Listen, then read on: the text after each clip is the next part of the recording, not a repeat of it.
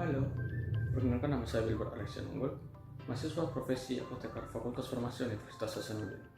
Dalam video ini, saya akan memberikan informasi kepada teman-teman sekalian mengenai pelayanan informasi obat atau PIO untuk tuberkulosis.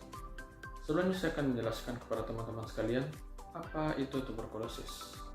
Jadi, tuberkulosis merupakan suatu penyakit menular yang disebabkan oleh bakteri TB yang bernama Mycobacterium tuberculosis. Umumnya bakteri ini akan menyerang bagian dalam tubuh seperti paru-paru dan juga dapat menyebar ke bagian lain seperti selaput otak, ginjal, tulang, dan limfa. Adapun tanda dan gejala TB antara lain, batuk terus-menerus dan berdak selama 3 minggu atau lebih, bahkan dalam beberapa kasus menimbulkan dahak bercampur darah, sesak nafas dan rasa nyeri dada, badan lemah, nafsu makan menurun, berat badan menurun, rasa kurang enak badan, berkeringat malam walaupun tanpa kegiatan, dan demam meriang lebih dari sebulan. Adapun sumber penyebaran TB terutama berasal dari udara, dapat melalui batuk dan bersin dari seseorang terpapar TB. Dalam sekali batuk, jumlah bakteri yang disebar berkisar antara 0 hingga 3.500 bakteri. Sementara dalam sekali bersin, jumlah bakteri yang dapat disebar berkisar antara 4.500 hingga 1 juta bakteri. Adapun pengobatan TB bertujuan untuk menyembuhkan pasien, mencegah kematian, mencegah kekambuhan, memutuskan rantai penularan, dan mencegah terjadinya resistensi bakteri terhadap obat anti-tuberkulosis atau yang kita kenal dengan OAT. Adapun pengobatan TB terbagi dalam beberapa kategori. Yang pertama adalah OAT lini pertama, terdiri dari isoniazid, ethambutol, pyrazinamide, rifampicin, dan streptomycin. Selanjutnya adalah OAT lini kedua, yang terbagi dalam beberapa grup. Yang pertama adalah grup A yang merupakan OAT jenis fluoroquinolone, terdiri dari levofloxacin, mosifloxacin, dan gatifloxacin. Grup B merupakan OAT suntik lini kedua, terdiri dari vancomycin, amikacin, dan capreomycin.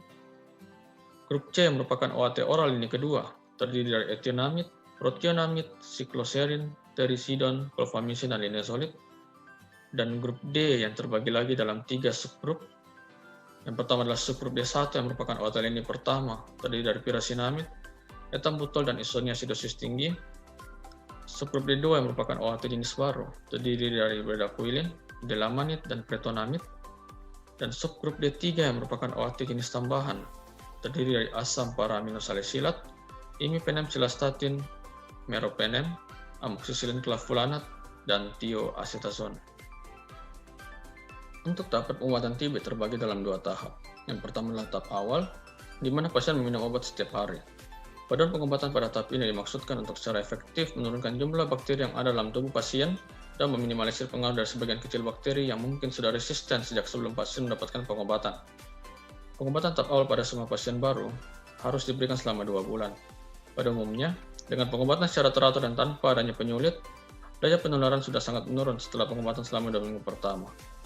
Yang kedua adalah tahap lanjutan, di mana tahap ini bertujuan untuk membunuh sisa-sisa bakteri yang masih ada dalam tubuh, sehingga pasien dapat sembuh dan mencegah terjadinya kekambuhan. Adapun untuk pencegahan penyakit TB dapat dilakukan dengan beberapa cara. Yang pertama adalah melakukan vaksinasi BCG atau Bacillus Calmette-Guerin, yang umumnya dilakukan hanya sekali seumur hidup, makan makanan bergizi, dan olahraga yang cukup, periksakan diri ke dokter bila ada gejala, stop merokok, istirahat yang cukup, batuk dan bersin dengan etika yang baik, yakni dengan menutup bagian mulut dan hidung ketika batuk atau bersin, lalu buka jendela rumah setiap pagi agar udara bersih dan sinar matahari dapat masuk ke dalam rumah, dan hindari kontak langsung dengan penderita TB. Demikian apa yang bisa saya sampaikan dalam video ini. Mohon maaf apabila terdapat banyak kekurangan dalam video ini, dan semoga informasi yang saya berikan boleh bermanfaat bagi teman-teman sekalian. Sekian video saya, dan terima kasih untuk perhatiannya.